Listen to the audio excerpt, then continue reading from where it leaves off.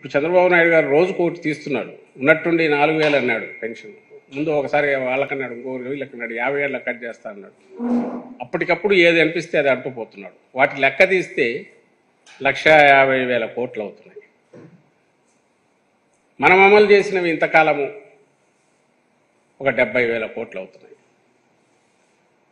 70,000 కోట్లకే ఈ 70,000 కోట్లు కూడా మామూలు పద్ధతుల్లో ప్రభుత్వాలు ఉంటే కావు. అంత కూడా కిందికి చేరదు.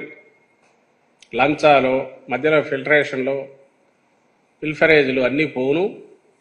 రూపాయి కిందికి గవర్నమెంట్ నుంచి పోతే అది 40 పైసలు డిపెండింగ్ ఆన్ దాన్ని బట్టి కింద, అది మాత్రమే బెనిఫిషరీకి చేరే రోజుల నుంచి. రూపాయి అంటే రూపాయి మొత్తం బెనిఫిషరీ చేతిలో డైరెక్ట్ పోయే రోజులు ఈరోజు వచ్చాయి. దేనివల్ల?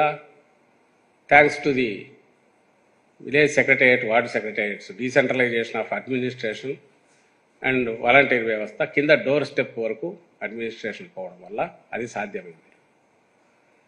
లేకపోతే ఈ 70,000 కోట్లు ఇంతకుముందు వెల్ఫేర్ ఎప్పుడు ఎంతో కొంత పెడుతూ వచ్చేది, కానీ అది పూర్తిగా పోయేది కాదు.